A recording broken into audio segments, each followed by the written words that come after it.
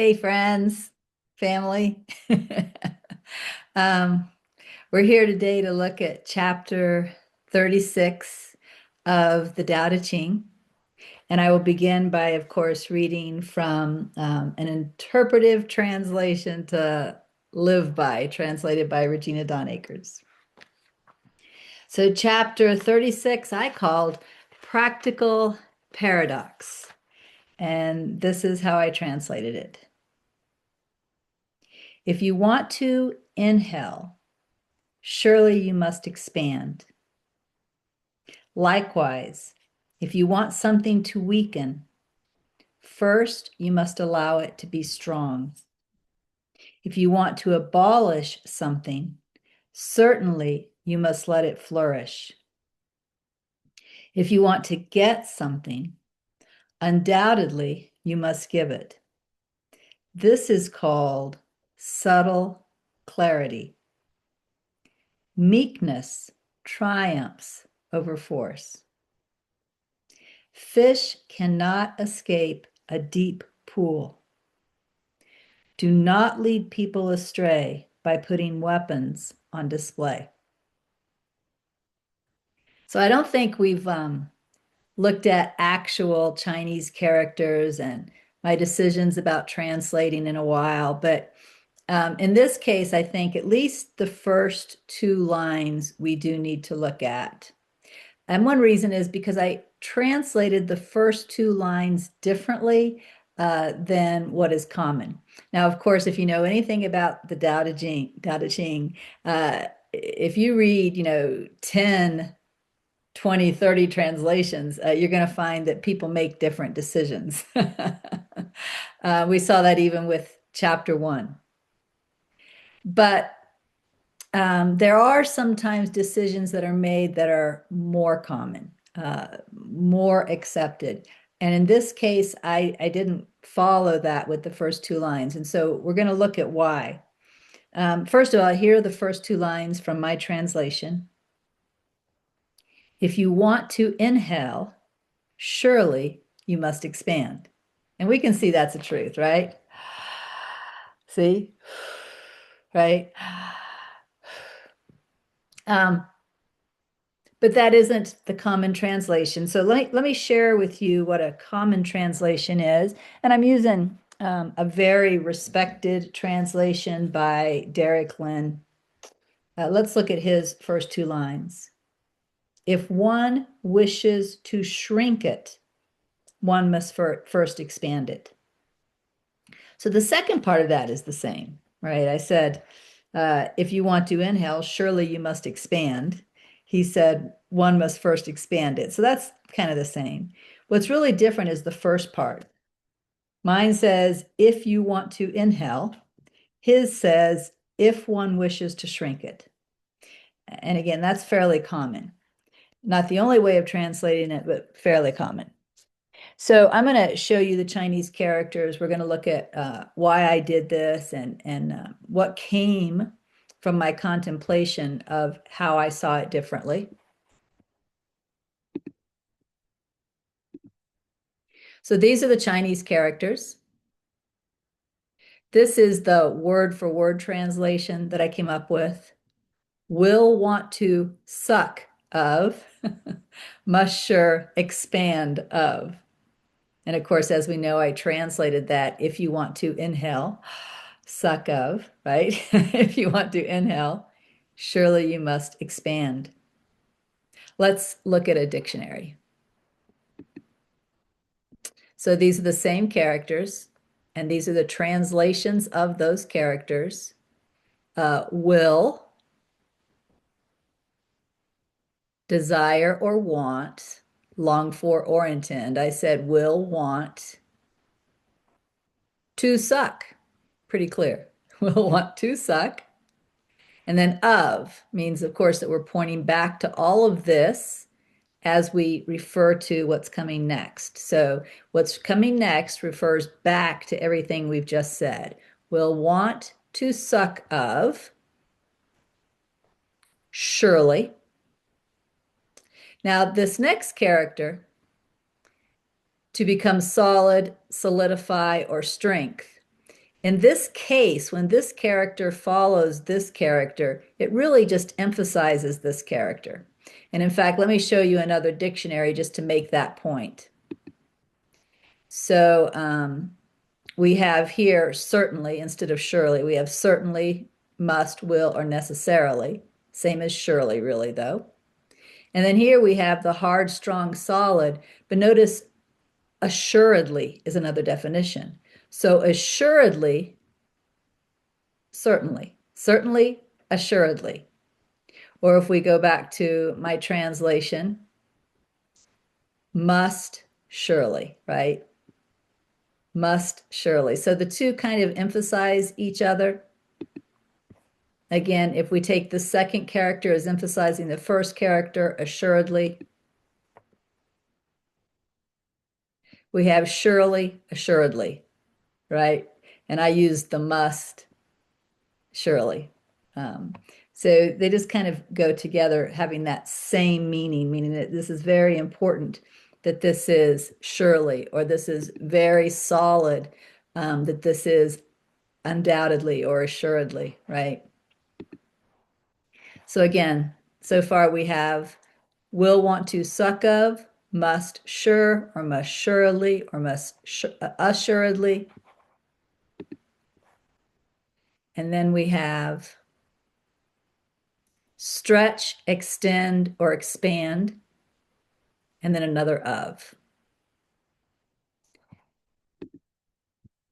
Will want to suck of, must sure, or must assuredly expand of. Now again, while looking at this, let's look at Derek Lynn's translation. If one wishes to shrink it, one must first expand it. And we can see the must sure expand of, one must first expand it. But will want to suck of, I just couldn't get to shrink. This was actually a little bit challenging for me, and occasionally translating was challenging because when I looked at respected sources and saw how they translated it, and yet no matter how many dictionaries I looked at, I couldn't find that in the characters. It was challenging to trust my translation, when Chinese isn't my first or second language. I don't even know Chinese, as I've admitted. It was difficult to trust my translation over the experts, and yet my intuition kept telling me to do so. The mind would say, no, just go copy what everybody else does. But the intuition was to really trust it. And so in the end, that's what I ended up doing. And of course, I contemplated this. If this is the actual translation, if this is what Lao Tzu meant, then what does if you want to inhale, surely you must expand mean? Well, like I said, we know that's just a fact. If I want to inhale, right, I have to expand. See it? Okay, that's just a fact. But what does that mean in context with the rest of the chapter? And where I got to in my contemplation was, to live, we have to inhale. So you could say, if you want to live, you have to expand. And that's interesting. And we'll come back to that and we'll look at that thought with the whole rest of this chapter. But first, let me just show you this translation. We've looked at this before, Tao Te Ching in clear English, including a step-by-step translation. I did not have this book when I was doing my own translation, which I suppose is good because it forced me to trust my intuition. But they do like I do. They translate each character and then they put it into a modern English. So let's look at how they translated these particular characters. I don't know if I can show you this well. Would, want, suck. And I can't see that other word. Or inhale. I didn't even see that in my translation.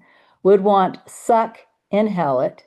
Surely, no doubt. See these two emphasize each other. Surely, no doubt. And then they said stretch it instead of expand. But look at that.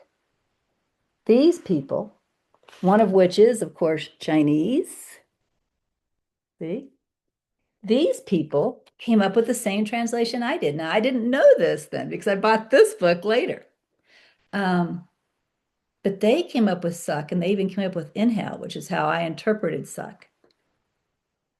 So the only reason I'm sharing that with you is that makes me very happy that I trusted my intuition. Because when I was doing it, and this is an important lesson for everyone, when I was doing the translation, I didn't have anything from another source to justify that maybe what I was seeing was correct. All I had was that intuition. I'd look in source after source, and they weren't showing what I was seeing in the characters. And yet my intuition was to trust what I was seeing in the characters instead of going with the crowd. And I'm sure you've heard that I've had to do this, more than once as I was doing this translation. But this is a very important lesson because we all get these intuitions from the Tao, which may be against what everyone else is saying, which may be against what everyone else is doing. And lots of times we therefore abandon our intuition and go with the crowd. This isn't about going with the crowd. This is about centering with the Tao and trusting the Tao. So I wanted to show you that eventually I did find someone else who saw it the same as me, which is nice. And let me just read to you how they put that into modern English. They said, when you want to draw something in, first you must stretch it out, because they went with stretch instead of expand, which was another possible translation of that character. When you want to draw something in, first you must stretch it out. So now that we've looked at the translation, we're done with that. We're going to go back and look at the meaning.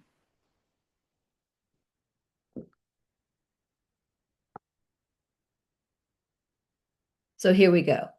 If you want to inhale, surely you must expand. And like I said, in my contemplation, inhale is just foundational to life.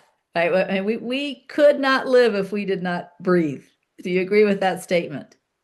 So in my contemplation of this, if I want to live, I have to expand. That means I can't stay small. That means I can't stay within these boundaries that I've created for my safety. I can't stay within these defenses that I've created in order to stay safe. Because if I stay small, I'm not living. I'm not being aligned with the Tao and experiencing as the Tao would have me experience. And I'm certainly not knowing myself as the unaffected nature. So if I want to inhale, or if I want to live, I have to expand. Right? That's the start of this chapter. So keep that in mind as we look at the rest of the chapter. If you want to inhale, surely you must expand. Likewise, if you want something to weaken, first you must allow it to be strong. Now here, we're getting into those defense mechanisms. So for example, I may feel threatened by the feeling of guilt, shame, unworthiness, right? I might feel threatened by anxiousness, fear, foreboding. And there could be other emotions that are very uncomfortable for me. Anxiousness and unworthiness are certainly key emotions that people are very uncomfortable with. And as a result, I try to avoid those emotions. And I have a lot of defense mechanisms. For example, if unworthiness is something I really fear, I might create this mask of success, and talk about how good I am at this and how good I am at this and how good I am at this. Seeing myself as better than others in many ways is avoiding looking at this feeling that I have that actually I'm very unworthy and very less than. And that's only one possible defense mechanism. If I'm really anxious, I may avoid lots of experiences. I might not go into social situations, or I might not try new things. And that's just one example of defense mechanisms. There are many. But the reason I'm doing it, okay, the reason I'm, enacting these defense mechanisms is because I don't want to feel something. I don't want to feel unworthy. I don't want to feel inherently lacking. I don't want to feel anxious. I don't want to feel afraid. So what I'm really trying to do is make those things smaller. I'm trying to make my feeling of unworthiness smaller. I'm trying to weaken that. I'm trying to make my fear and anxiousness smaller. I'm trying to weaken that, make it less. But what I'm unknowingly doing by engaging in these defense mechanisms is I'm actually reinforcing that they're true. I'm reinforcing the belief that I am unworthy or lacking. I'm reinforcing the belief that there are things to fear or be anxious about. So my desire to be free of these feelings and my defense mechanisms that I've built to try and avoid them is actually strengthening them. So let's look back at the wisdom of the Tao Te Ching. If you want something to weaken, first you must allow it to be strong. How do I become free of unworthiness, of feeling inherently lacking or less than? I be with those feelings. I often call this rest, accept, and trust, which I've taught many times, but I'll come back to it. Rest, accept, and trust. We could also say you just be with these feelings in awareness. Same thing with anxiousness or fear or foreboding or anything like that. I be with my feeling. This is how I become free of it, which actually means that it gets very, very big first. If I be with this sense of unworthiness that I've been trying to avoid all of my life with these different defense mechanisms, when I decide to stop enacting my defense mechanisms and instead just sit and be with my feeling of unworthiness, it balloons. It gets really big. All this suppression, all this past believing comes up, and I'll feel it more deeply than I ever have, maybe even taste it or smell it. It gets big. But remember, if you want to inhale, if you want to live, surely you must expand. And likewise, if you want something to weaken, first, you must allow it to be strong. This is the practical paradox that comes from chapter 36. If you want to abolish something, certainly you must let it flourish. This is saying the same thing in a different way. If you want to get something, undoubtedly you must give it. And this is it's actually the same spiritual law, but it's looking at it from a different angle. If I want to feel free, for example, I must give other people freedom. I can't expect them to be what I want them to be in my head. But my thoughts say they should be.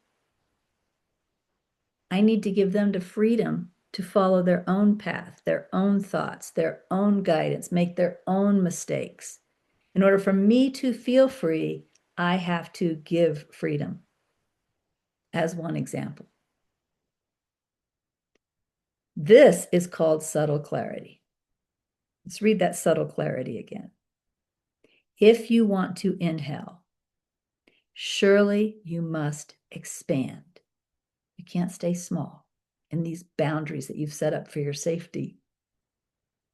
If you want to inhale, surely you must expand. You have to quit trying to control, is another way of saying that. If you want to inhale, surely you must expand.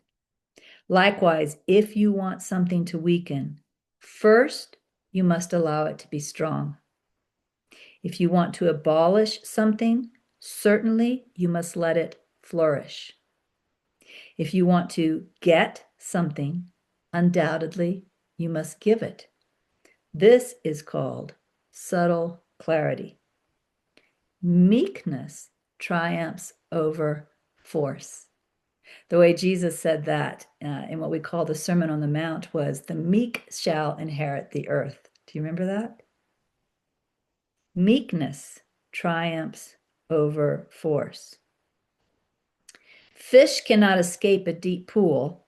Do not lead people astray by putting weapons on display. What does that have to do with the rest of this? Remember, the Tao Te Ching is written for leaders, and this is saying you must lead by example. So, you as the leader of a country or a kingdom, you can't have your weapons on display, because that gives everybody the idea that force and control are the way to freedom. And that's not true. So don't lead people astray by putting your weapons on display. Instead, we could say, be like Jesus. Don't only say that the meek inherit the earth, but demonstrate that, right? Demonstrate that. Demonstrate it by being meek. And again, what does meek mean? People have argued that because, people hear the word meek and they think weak. It's not weak. It's weak to avoid your feeling of unworthiness. It's weak to avoid your anxiousness. It's weak to always try and control everything and everyone to make you comfortable. That's weakness. Strength is allowing things to be as they are, to allow things to complete their own natural course, come to their own natural end, to live their life and then die their own natural death. So let's just bring that back to emotions. So what about if I have these strong negative emotions, self-hatred, hating someone else, whatever, these strong jealousy, envy, the longer we think about it, the longer that list is going to become. What if I have these strong negative emotions that I really don't like and I want them to go away?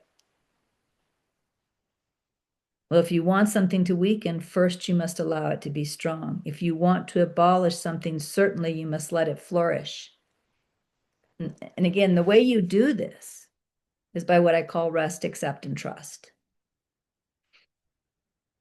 What this really means is that these feelings are here, whether we avoid them or not.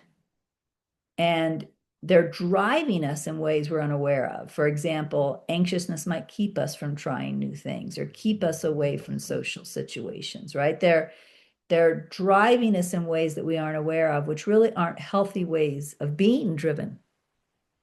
So when these emotions come up, whatever they are, instead of running to whatever defense mechanisms we have put in place, we want to just allow the emotion to come up.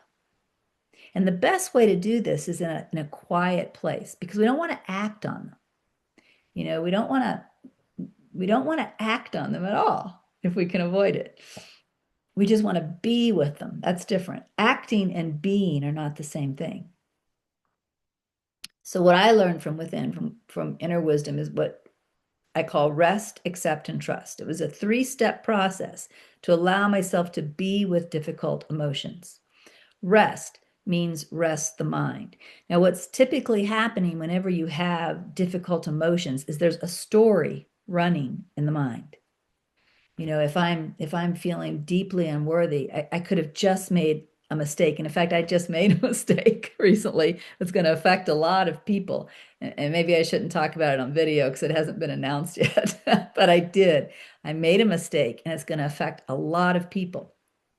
Now, I see my mistake, and I am absolutely willing when the time comes uh, to stand up and admit that mistake and to hear whatever people have to say back to me as a result of that mistake as they're projecting and expressing their emotions. I am okay with that. But there was a time when I wouldn't have been able to do that because the unworthiness, and maybe I would have wanted to lie. Maybe I would have wanted to spin the truth. Maybe I would have wanted to find a way to avoid facing this, right? Because the unworthiness was so strong. So instead of running to those defense mechanisms during that stage where the unworthiness is so strong, the better thing to do is to go into a room, if I can, close the door, sit and notice the story that's running, what people are going to think, how they're going to see me, what a loser I am, whatever that story is, and rest the mind away from that story. What does rest the mind away from that story mean? It means don't sit and give it my believing attention. Acknowledge that the story is running, but maybe focus more on my breath.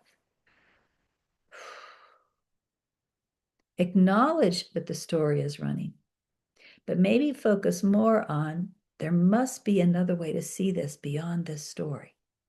I trust there's another way to see this beyond this story.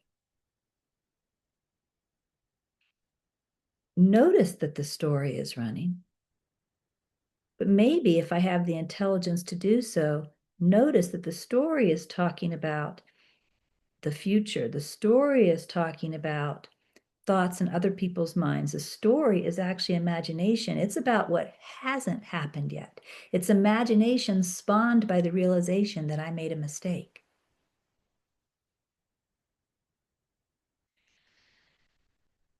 It's not repressing the story.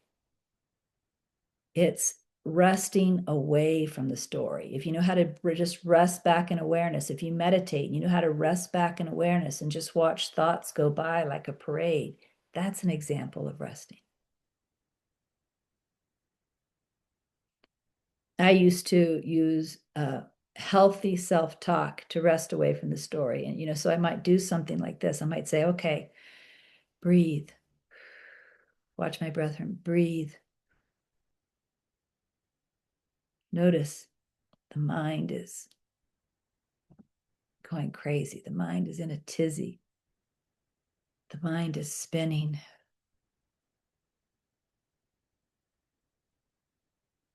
But notice the breath. The breath can be calm. Notice the mind isn't all that's here. Notice there's space around the body. Notice the space around the body is peaceful. Notice the birds outside the window. They're still just being birds. Notice this story isn't everything. It's not the only perspective. It's not all that's going on. It's not the only way to see. Trust that there's another way to see. Give trust beyond this story. See, just resting attention away from the story. When I was doing that type of self-talk, although there's no repressing of the story, no pushing it away, no trying to ignore it, nothing like that. The attention is kind of shifting away from the story, shifting away to a more peaceful, restful environment. Even if it's the birds are still being the birds, the breathing is still being the breathing, the space around the body is silent, right? Whatever felt genuinely helpful, honest. It's important to be genuine and honest when practicing rest, accept, and trust. But it's not repression. It's a shifting of attention. That's the rest and rest, accept, and trust.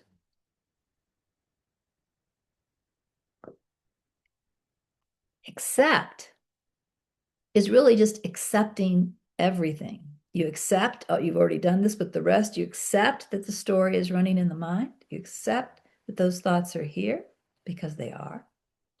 You also accept these emotions that are ballooning in the body. This feeling, whether it's in the chest or the throat or the head or the gut, this feeling of how unworthy I am or how scary this is, or this feeling of wanting to run and hide. You allow it to expand. You allow it to be here and you accept it. And one thing that sometimes helps some people to accept this is to get away, again, from the thoughts about the feeling. So again, we're resting away from the story, not even the story about the feeling, right? And shift to just what the feeling is. What does unworthiness feel like in the throat? Do I feel a tightening? What's it feel like in the chest? Do I feel like some kind of a unpleasant tingling? Does it feel like kind of a gas rising up from the chest into the throat? And just exploring it. When you're exploring it, you're accepting it and allowing it to be there. Am I still able to breathe with this feeling here? Is the space around me still silent with this feeling here, right? You just kind of look at it with curiosity. But what's really important is you accept it. You don't try and push it away. You don't say it needs to end. You're being with it. You're being with it. You're being with it. Rest away from the story, kind of shifting attention to something more helpful. Accept what's here. Even accept that I made this mistake. I mean, that's just a fact. I made this mistake. Even accept that with the outer situation as it is. There's no denial going on here. No avoiding going on here. And again, it may seem to get bigger. If you want something to weaken, first you must allow it to be strong. If you want to abolish something, certainly you must let it flourish. This getting bigger is a part of the process of it completing itself and coming to its own natural end. And that's when you're free of it.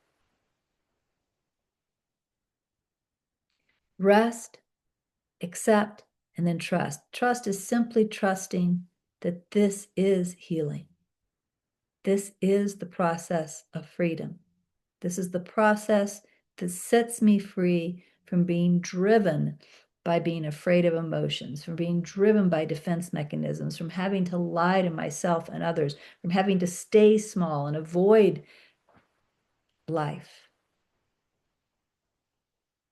Rest, accept, and then trust. This is healing.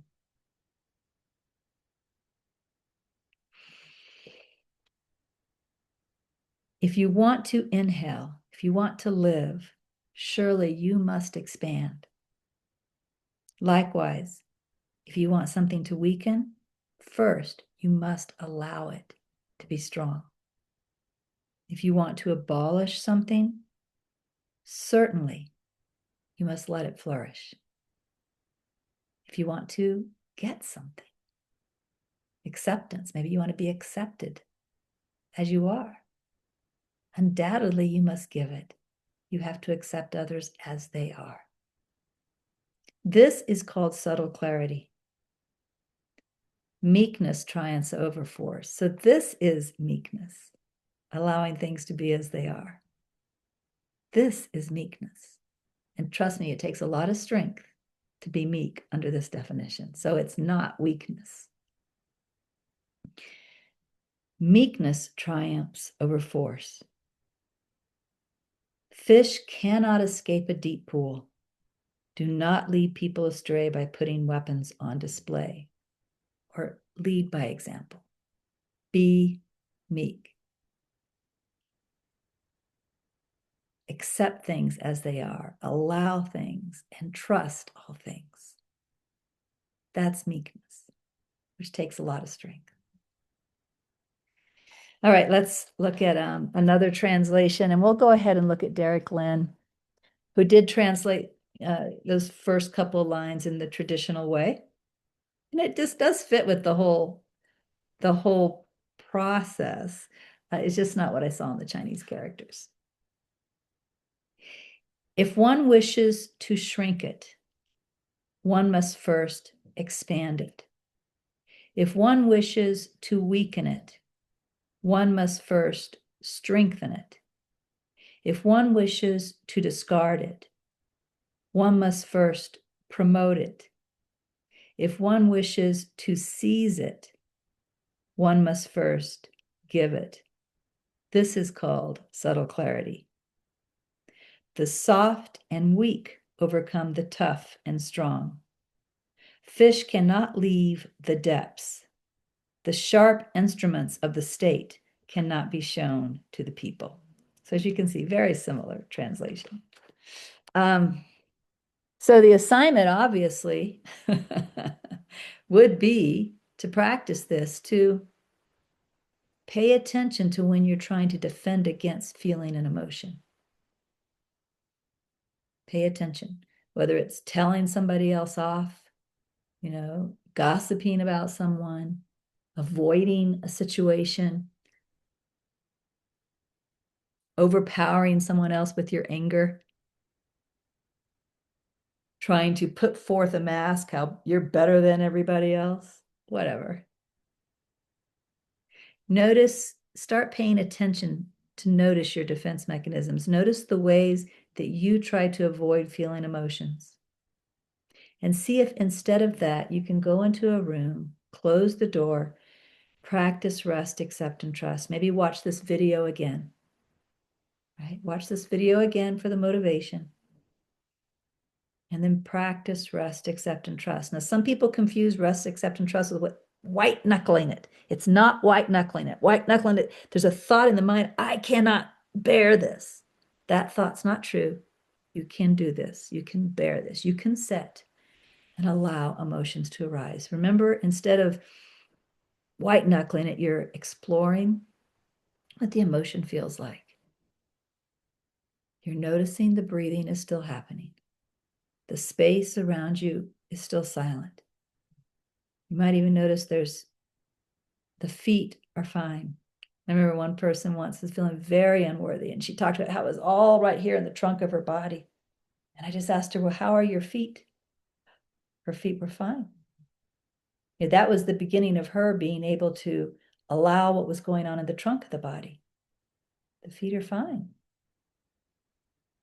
The hands are fine. Right? So instead of trying to avoid, try paying more attention. And watch that thought, I can't handle this, because you can. You really, really, really, really can. So just be with it. Again, watch this video for inspiration as much as you need to.